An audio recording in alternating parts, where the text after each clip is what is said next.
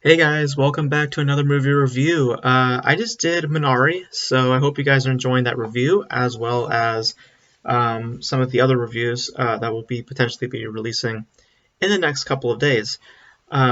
This one's going to be published on the 11th. I know I just did or probably actually, yeah, let's strike for the 11th because I want to do 3 videos at once so you guys can have some content to watch. So then I can, just so I can um, have a splurge of just content on this channel for a little bit of time, so I can catch up on other films to watch, so that I don't have to keep, you get what I'm getting at. We'll have a splurge of content for the meantime, and then I'll be working on watching some other films to create reviews for this month. So don't worry, I will be catching up on some films, and of course reviewing some films that come out in the future, like Zack Snyder's Justice League, which is coming out pretty soon here. But I finally got a chance to watch Raya and the Last Dragon. Finally got a chance to check it out. Yes, I paid the $30 fee, which we'll talk about in a second, but that whole Premier Access thing and how that's probably not going to exist moving forward. But let's talk about Raya and the Last Dragon. So Raya and the Last Dragon tells the story of, you guessed it, a character named Raya who has a troubled past and goes on a quest to find these gems to create the Dragon Gem. And on that quest, she also happens to find the Last Dragon, voiced by Awkwafina. Raya is also voiced by Kelly Mary Tran. And they go on an adventure of sorts, and they just try to find the gems along the way and learn a valuable lesson about trust. Um, and this is also not distributed and made by Pixar. This is made strictly by Walt Disney Pictures, Walt Disney Animation. So for anybody who was thinking, I thought for a hot minute too that it was made by Pixar, but it is not. It is not made by Pixar. So now, there are a couple things about Raya and the Last Dragon that actually quite work. First and foremost, the impressive animation. I think the animation is quite impressive. It is striking to look at. And like at times, like some of the wides, like especially when they're out in the desert, all those scenes look great. Like visually, it's quite impressive. I also think the voice acting is quite good. I think Kelly Mary Tran and Awkwafina together did complement each other quite well. I'm trying to remember who Kelly Mary Tran replaced, because if I'm not mistaken, somebody else was meant to be in that role. I believe it was supposed to be, yeah, Casey Steele was her name. She was originally supposed to be the voice of Raya, but apparently they had recasted her. It was due to, I guess, just creative shifts, and a lot of people just within the production felt that the voice needed to be changed. And it's not unheard of for that stuff to happen, like it happened on Her.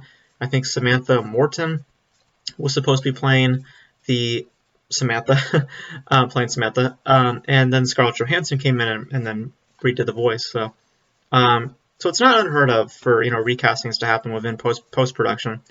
But yeah, so the voice acting is quite good. I also found the action to be very energetic and quite fun and exciting, as well as the score. I found the score to be quite fitting. It is done by James Newton Howard.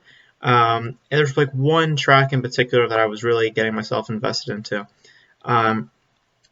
But yes, the action was quite fun, and I loved how some of the animation flowed as well. Some of it felt very smooth and felt very natural.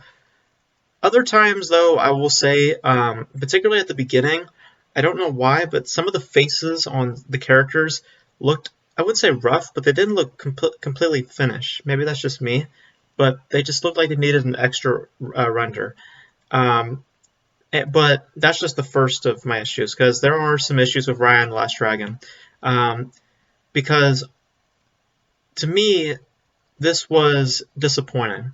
I wanted to love Raya and the Last Dragon, and the movie had its potential to be something quite great. But to sum it up, it's a lot of style over substance, and I really didn't like that. The film does not flow well at all. The pacing really kills the essence of the film. And the editing, I would say, is also slightly choppy, especially towards the beginning. But the pacing is really the biggest killer here, because it moves extremely quickly. This is like, I think it's roughly a 2-hour film, but it goes quick. Like, I think in the first like 20 minutes, we already are introduced to the dragon, and then a bunch of other stuff has happened. Also. Um, it feels like it was just kind of tagged on these first 20 minutes, and I felt like we could have just started somewhere else, and then been handed this information later on, to then get a certain emotional response at the end. But because the ending is how should I say it, a happily ever after, but not making so much sense because of the circumstance.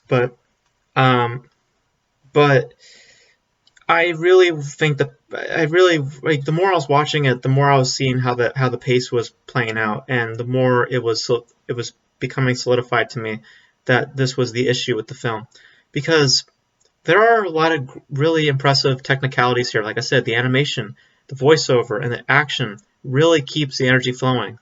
But unfortunately, narratively speaking, it's there's not a whole lot there.